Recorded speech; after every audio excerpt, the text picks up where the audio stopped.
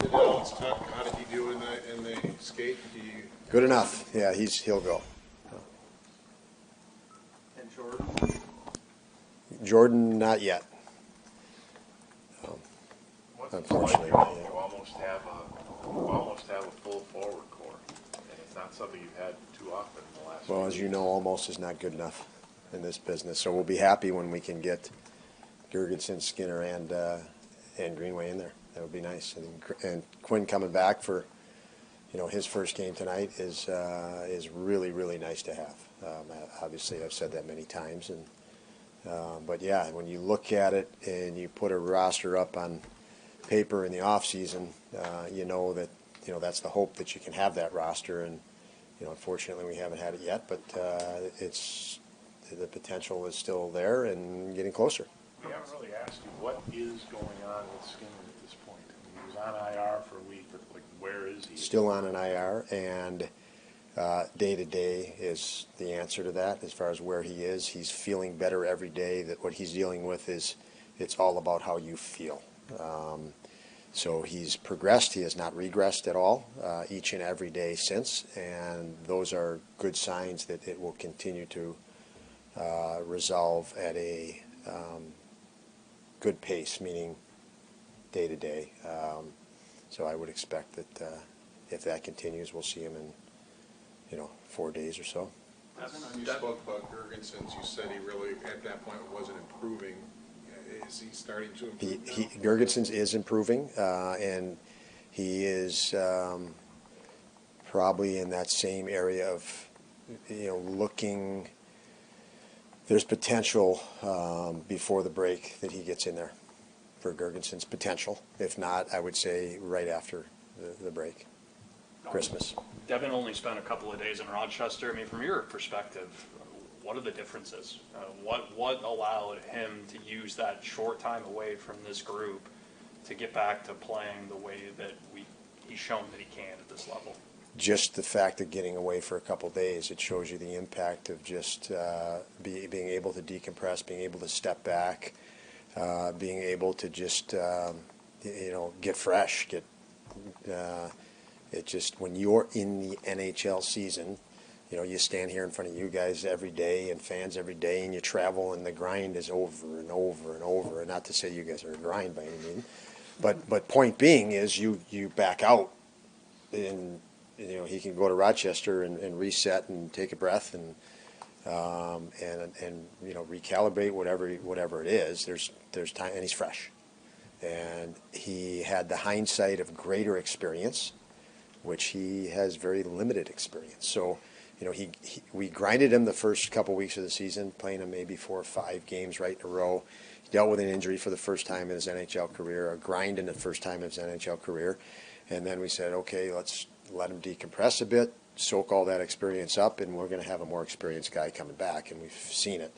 And that's just the way you gain experience. Unfortunately, is sometimes mishap. But as a coaching staff, when you look at those, the first however many weeks of the season before he goes to Rochester, is there anything that you guys as a coaching staff can take away from just observing the way that he played, how he responded after games, that you can use moving forward to maybe help him through the ups and downs, going as we get through the season here? Definitely. He's an ultra serious guy, and you're so much so in one way, you might be out of balance another way. And that's a lot of times these guys' greatest strength is also a curse. High compete guys get frustrated really fast, and they got to learn the balance of that, which is ongoing through their career. But they better manage it. They manage it better as they move along. And I think for Devin, he's ultra intense, but when you're that way, sometimes you don't get enough time to breathe and relax and decompress, and you're out of balance. You're out of and. So for him, I think it's finding the balance because of the grind. You think of a college season, you gear up. I can remember myself as a college player. You play a Friday, Saturday. You really rest and relax Sunday. You hit practice Monday, Tuesday, Wednesday, Thursday. And by Wednesday, you want to run through a wall. You're just supercharged, and you haven't played in so long. And then you peak and you play, and And in the NHL, you don't have time those 5 days in between to recharge and regenerate, and so you have to learn you have to change your ways. And so for Devin, that's obviously a much different challenge with this schedule than the college schedule. I'm curious, last year Jack Quinn was one of your better penalty killers. Is that too much to put on his plate tonight, or No, will he really be penalty killer? he will kill tonight, and it fits with what I said. He's one of our most intelligent players and feel for game and situations, and yeah, he can jump right in on that, and he will jump in on that. We've missed some killers, obviously Greenway being one of the better killers even in the league, and to not have him, Gergensen's kills quite a bit. So with Quinner coming back in, yes, we'll put him there right away. Regarding Devin, how curious were you, or the thought crossed, here's some word salad for you. I want to know what your curiosity would have been or is had he played in Phoenix also after Vegas. Oh, jeez. Well, I'd have to think about that. I don't think. I mean, the first goal in Phoenix. I thought first of all, Upi was really good in the first period. The goal in the second period was a hiccup, obviously a botched play. But the first period, he made enough key saves for us to weather the storm until we got our legs and our feet under us, and we had a great surge in the second period. So to me, when I look at that game, the difference in the game was not our goaltending. I thought Upi did a really nice job early on. We didn't convert at all in 60 minutes, correct? It was 2-0 final. So we didn't convert in 60 minutes. We had numerous, glorious chances to convert. So to me, the easy issue the other night was not converting on many chances, missing the net on many point-blank chances. Because I thought, that we could have had some separation, especially that second period. There was quite a surge by us until they scored, where it would not have been out of the realm to score. It'd be up 3-0 at that point, and we weren't. So to me, I guess it's hard to now. I'm not asking the question to second guess or go in, hindsight 2020 type thing. I'm asking in the sense of Devin played a great game in Vegas, and just the concept of a guy playing back-to-back nights, workhorse. And I know, obviously what happened at the beginning scene, you just got done talking to Lance all about that.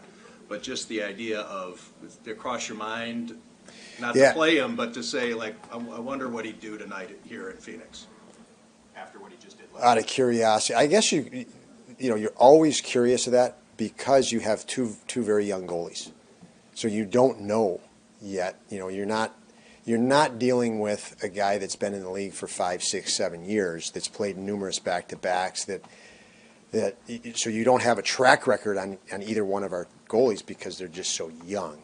So yes, you have a curiosity. We're very curious because there's no track record of these, of the young players. So I guess as now you've given me time to think about it, we're curious on lots of guys in that regard. Curious on Owen Power and J.J. Peterka as a second-year guy, and Quinn and Benson, and you're curious on all of these guys because everything is new territory for them. Dylan Cousins, even Tage Thompson, new territory. These guys are entering different contracts, and so you're curious every day as to how they're going to respond and handle the things because it's new territory for all of them, most of them anyway. Go ahead, Bill. As far as Jacob goes, I mean, do you just hope he can play some games if he clears and get back to, the groove he's had maybe the last couple of years, just of playing regularly? Yeah, that would be nice for him to play some games. It's hard that he hasn't played games. It's hard. He's done a good job to keep himself in great condition and work hard and be, positive member of the team without, unfortunately, getting the ice time. And we've been healthier on the back end, which we weren't a year ago, and it seems to be reversed this year with the forwards. So tough situation for Jacob, but yes, the hope would be to get him some games. Was the temptation strong to put Dylan back with Jack and JJ tonight? I know this is Jack's first game back, but how was there any kind of thought to maybe going right back to that right away. Yeah. Yes, there is. And then again, when you do that, then all of a sudden more expectations go on Jack. And I think it's only fair to Quinter to just, he hasn't played since last season. Obviously no training camp or anything like that, to just, hopefully give him a little breathing room. Also, Cousins, Peterka, and Middlestead have been good. So, if that wasn't the case and Dylan hadn't been playing better the last 3-4 games, I probably would have given that even greater thought. But with Cousins, Peterka, and Middlestead doing well, I didn't want to disrupt that either on the other side of it. When it comes to the decision to continue keeping Ryan Johnson up here, just how do you think he's taken advantage of various minutes, pairings any given night, rotating in and out? How do you think he's fared so far through that? I think he's done a real good job. There's been some ups and some downs, natural ups and downs. But what I like about it is he's not in the lineup tonight, but he's around this group and internalizing things and taking things in that I know he'll be able to, will help him in his next game, whether that's our next game or not. He's going to he's gaining more experience and awareness each and every day he's here. If that leveled off, obviously, it would be a different story. But I think he's an intuitive guy and an inquisitive guy, and he wants more information. He wants to figure out how to become better, and so each day around this group is beneficial to that end. Thank you.